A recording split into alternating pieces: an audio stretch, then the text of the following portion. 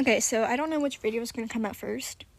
It depends, because I'm going to be uploading, or at least trying to upload 2 videos at the same time, so whichever one comes out first is going to debate if I'm going to sound like a complete idiot or not. Oh my gosh, why is the text on here so small? Hold on. Hold up. I can't read this shit.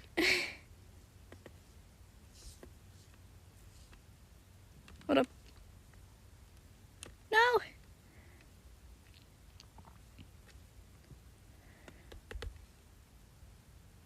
I can't read this shit. It's not even a font issue. God damn. That's... Okay, there we go. I fixed it. Now I can read it. Like, I have my glasses and shit. It's just that I can't read. I can't work with text that's, like, really small. So, what I was going to say before I had my little existential crisis with text size, I made a video, where I was reading a story based off Danganronpa Another, Super Danganronpa Another too, but it was, like, a little twist on the 3rd chapter. Where someone else died instead of the actual victim, but then the culprits are the same, and then, like, it was the protagonist, so, basically, like, Teruya Otori, my favorite character, was the protagonist for the trial instead, so, like, it was, like, the trial through his perspective, and then, that reminded me, wait, I have another story that I really liked from the same grade level, like when I was still in 8th grade. But it's from RWBY instead, so basically, it's a modern day fairy tale. And we were allowed to, like, take it and make it modernized. So I did Little Red Riding Hood, and I made it RWBY themed. So, and I titled it The Red Hooded Huntress. And so now I'm gonna read it because I actually really like this story. Just real quick, there is a trigger warning. I'm pretty sure I have, there's definitely, there's gore. There's definitely descriptions of gore here. Trigger warning, for sure. If you don't like descriptions of gore, click off, please. I do not want to trigger anyone. There will be a trigger warning in the title, for sure. Don't worry a little pretty head about it. But yeah. I'm gonna try to voice act the characters properly. Do I know if it's going to end well? No. I don't know how to do RWBY's dad, so. And then there's just this random character that I added for no fucking reason. And it's just like, oh yeah, he's here. Do I know what voice I'm going to give him? Nope. But without further ado, I'm going to begin The Red Hooded Huntress. So, there was a girl. Her name was Ruby Rose. Ruby had silver eyes, a red hood, a red cape, and a crescent rose, which is what her huntress weapon is called. She also had a combat-ready outfit. One day, Ruby was about to head out to her huntress school, Beacon Academy, but her father had a request for her. Hey Ruby, do you think you could run some things to your stepmother Raven for me? It shouldn't take too long. Her father said. Sure thing, Ruby replied cheerfully. Ruby then headed out the door to go deliver the goods to Raven. Soon, Ruby started to get the feeling that someone was watching her. Not even watching, more like following at this point. Every time Ruby turned around to see who was following her, there was nobody there. So, Ruby just kept assuming that nobody was even following her in the first place. But as Ruby got closer to the bandit area where Raven usually is, she was met by some faunus that has wolf ears. Hello, young one. Why are you out in this dangerous area? Shouldn't you be at school or something? The strange person asked Ruby. No, I'm delivering some things to my stepmom. Anyways, I should be going. I hope you have a nice day, Ruby replied with a smile. Ruby decided she should probably run so there wouldn't be an opportunity for that strange guy to try and kidnap her. It happened before and Ruby doesn't want it to happen again. Eventually, Ruby got tired of running, so she slowed down to a walking pace. But then, she eventually got tired of walking, so she stopped to rest for a couple of minutes. This was where Ruby made her first mistake. And I guess this is the part where everything just goes downhill. Ruby was about to go back to walking towards where Raven lived when she heard a scream coming from somewhere. Specifically, it was coming from the direction where Raven Bronwyn lived. Why did I write it like that? Gosh. Ruby was still exhausted from running away from the creepy wolf-honest person, so she just decided to speedwalk. This is where Ruby's second mistake takes place. It took about 10 minutes for Ruby to get to the bandit hangout area, which is where Raven lives.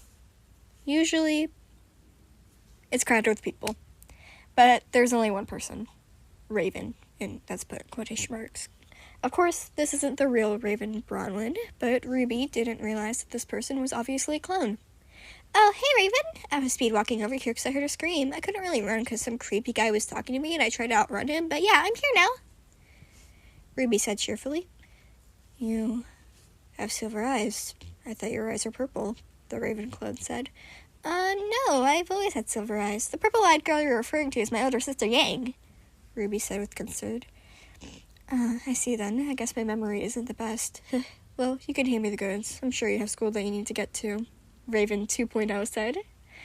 Ruby was about to turn around to go back to Beacon Academy, but she asked, Are you the real Raven? I mean, not to judge, but your voice is a little different, and you're a little shorter than usual.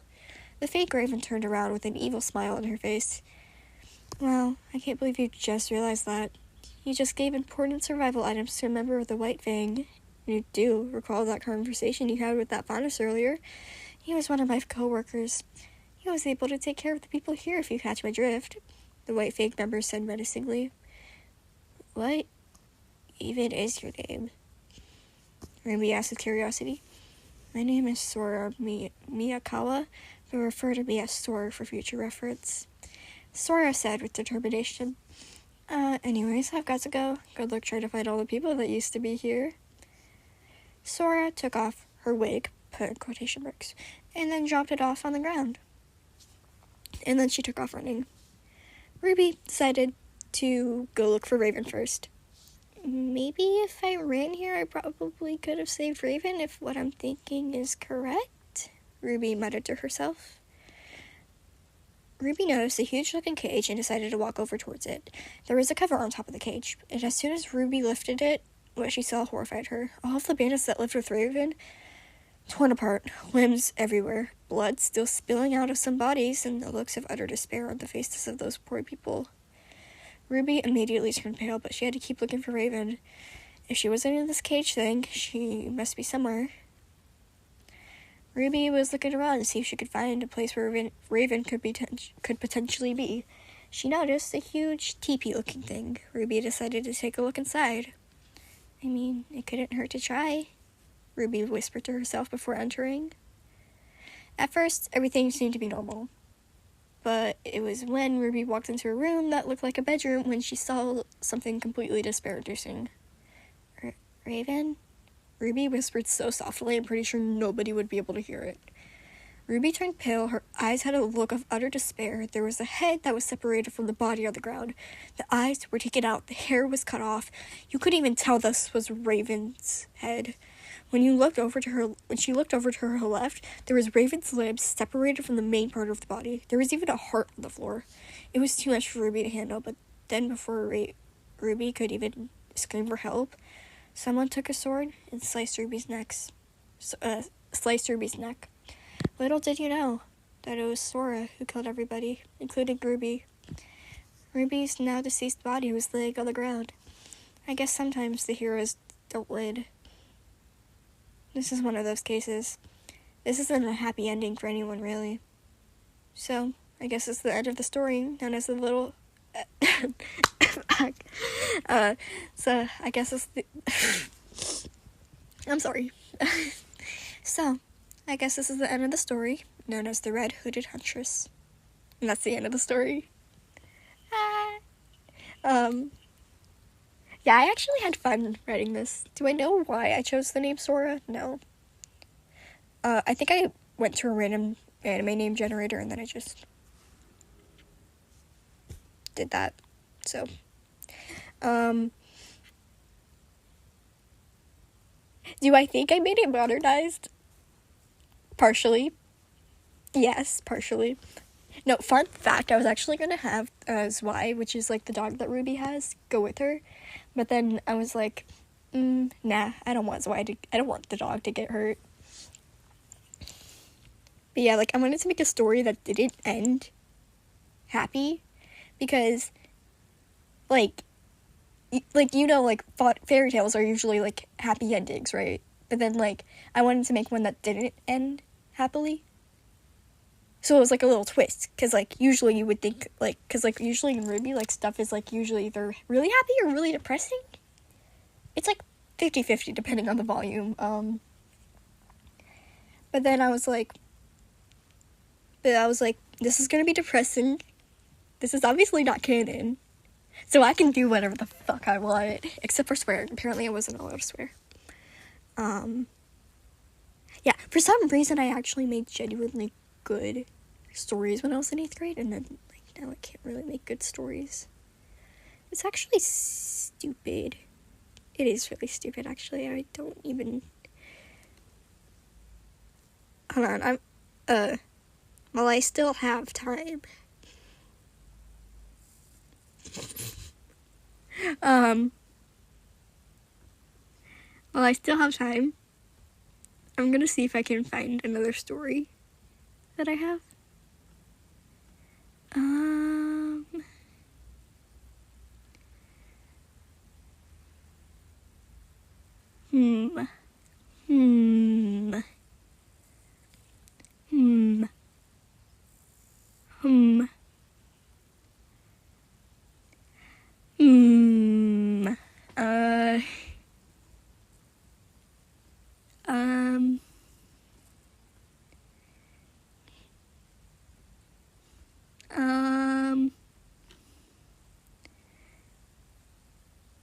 Oh, I found a Q3 freestyle writing. Oh my gosh.